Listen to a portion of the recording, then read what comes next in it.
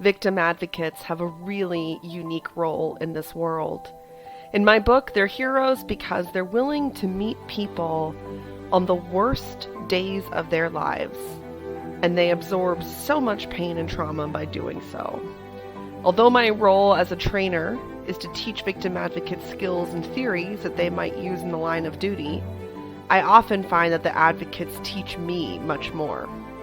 This podcast is an opportunity to reflect on the conversations I have with advocates every day in my workshops. I'm Dr. Kate Watson from the Advocacy Academy, and this is Advocate Insights. Welcome, advocates. Thanks for tuning into the podcast where I share my reflections during or after a training workshop. In the last episode, we spoke about the urge we feel to give unsolicited advice, and I was speaking to a group today about the same topic, and I tried to make it clear to them that it's not just advice that's the problem. It's also a problem when we overwhelm people with information or education, or when we throw a bunch of resources at them, or when we're overly encouraging, or we try to talk people out of their feelings. These are all things that we do when I'm sure we're trying to be helpful or we're trying to fix something, regardless of whether you are giving advice or information or resources or reassurance. The goal remains the same. You're trying to make things better, and I get it. Of course you want to make things better. You're meeting a person who's having the worst days of their lives. You want to remove the pain or the obstacle or whatever the case may be. And it's not a crime that you want to make things better. But it's often not what people are really looking for. What are their real needs? Well, only the client or the survivor could really tell you that. But common things? I think people want to feel powerful, not abused or oppressed. They want to feel connected, not isolated. They want to feel valued, not judged. They want to feel respected, not violated. So we ought to channel our energy towards strategies that build respect, power, connection, and anything else that might be a higher priority for the client or survivor.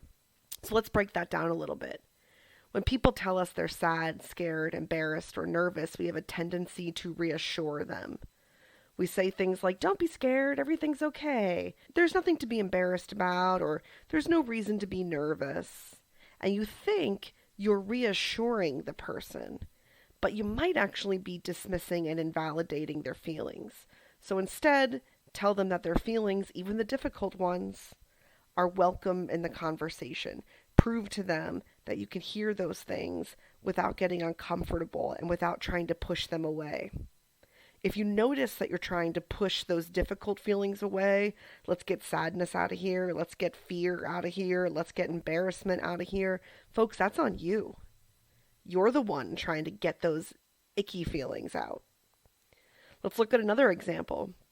When people tell us they don't know what to do, we have a tendency to give them advice. You think you're solving their problem, but you're only confirming for the person that they can't figure it out on their own. Instead, tell them that they're capable of navigating this dilemma. Help them feel respected and valued and confident. I could give another example. When people talk about their barriers or roadblocks, we have a tendency to throw resources at them. You think you're connecting them to help, but you might be overwhelming the person with tasks to perform instead. Why not instead build a relationship with this person so they don't feel alone? Meet their needs, yes, but consider what their needs really are before you assume. Those are my thoughts for now, folks. I hope to see you in a future workshop. If and when that happens, you'll have the opportunity to add content to this show. This content is and always will be highlights of the contributions of my training participants, and I hope you're next. Until then, be well, my friends. This has been an Advocacy Academy production.